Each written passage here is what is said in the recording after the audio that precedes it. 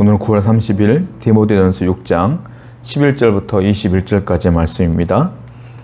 11절 말씀 먼저 읽어볼게요. 오직 너 하나님의 사람아 이것을 피하고 의와 경건과 믿음과 사랑과 인내와 온유를 따르며 이것을 피하라. 하나님의 사람아 이것을 피하라. 이렇게 말하고 있어요. 이것은 뭐냐면 교만과 탐욕을 피하라는 거예요. 너는 교만과 탐욕을 피하고 그리고 또 어떻게 하라고요? 의와 경건과 믿음과 사랑과 인내와 온유를 따르라 라고 말하고 있어요. 자, 아까 말했던 교만과 탐욕은 죄예요. 불의한 삶이에요. 그리고 좀 의로운 삶은 뭡니까? 의, 경건, 믿음 쭉 얘기하고 있잖아요. 한마디로 말하면 경건한 삶을 살아라. 선한 삶을 살아라 라고 말하는 거예요. 안타깝게도 우리의 삶은 자석과 같아서요. 어떤 삶은 끌어당겨요. 그냥 쉽게. 근데 어떤 거는 그냥 밀어내. 자석이 밀어내는 성질도 있잖아요. 예를 들자면 아까 말씀드렸던 교만과 탐욕은 자꾸 우리 삶에서 끌어당겨요. 왠지 아세요? 이렇게 살면 편안하고 안락하거든. 내가 풍부해지고 풍성해지고 내 마음대로 사니까 안락하거든. 그런데 아까 말씀드렸던 의와 경건과 또한 하나님 함께 기도하는 기도의 삶과 사랑과 인내와 온유 이런 것들은 그냥 밀어내 자꾸. 왜? 이게 참 고달픈 삶이거든요. 이렇게 살려면. 참아야 되고 누명 써서 참아야 되고 또 계속 또 참아야 되고 또 참아야 되고 이런 어려움이 있는 거예요. 그런데 기준점이 있어요. 예수님 바라보면 돼요. 왜냐하면 예수님이 이 땅에 왜 오셨어요? 예수님은 우리를 구원하기 위해 오셨고 예수님은 한마디로 말하면 이 교만과 탐욕의 삶을 다 버리시고 우리 안에서 겸손하게 우리를 섬기시지 않았습니까? 주님이 가신 길을 성도로서 따라가면 되는 거예요. 우리도 이와 같은 삶을 살아야 되는 거예요. 주님은 주님 뜻대로 사는 것이 풍성하고 부자가 된다고 하지 않았어요. 안락하다고 말하지 않았어요. 어렵다고 그랬어요. 좁은 길이라고 했어요. 그 길을 가야만 해요. 우리는 그래서 여러분들의 삶이 안락함보다는 하나님의 말씀을 따라 주님이 가신 길을 따라가는 그런 선한 결단력이 있는 삶이 됐으면 좋겠어요. 우리 모두가 이와 같은 삶이 돼야 된다라는 거죠.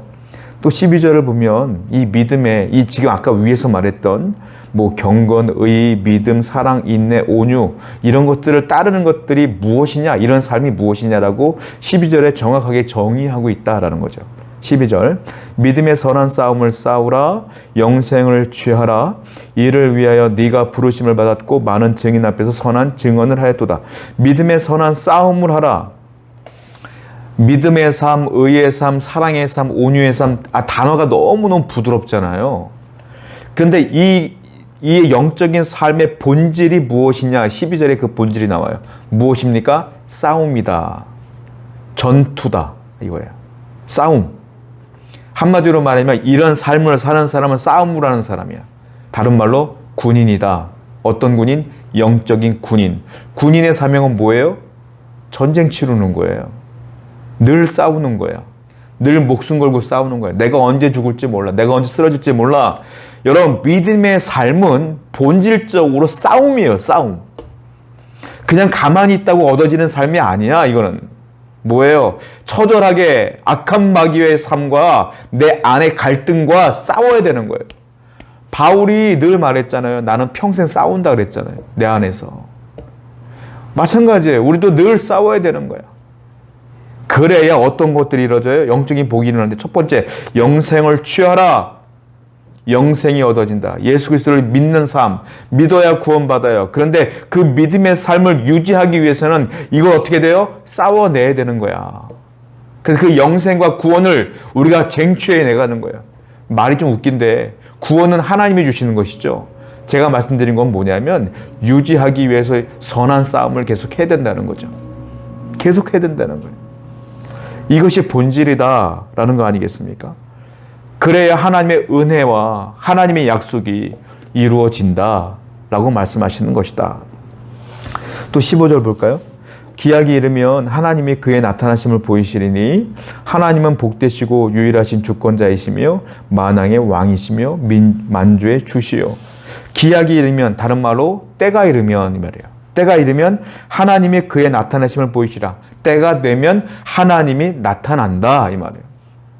우리가 믿음의 선한 싸움을 살다 보면 손해도 보고 어려움도 있고 실망도 있고 절망도 있겠죠. 그러나 끝까지 그 선한 싸움을 해나가다 보면 때가 되면 하나님이 내 앞에 나타날 때가 온다. 하나님의 뜻이 이루어지는 때가 온다. 하나님의 은혜의 때가 온다. 그러니까 낙심하지 말고 계속 선한 싸움을 해나가야 된다. 선한 삶을 살아가야 된다라고 말하고 있는 거예요. 여러분, 우리는 평생 이 믿음의 싸움을 해나가야 돼요. 악한 마귀는 지금도 우는 사자와 같이 여러분들을 삼키려고 웅크리고 있어요.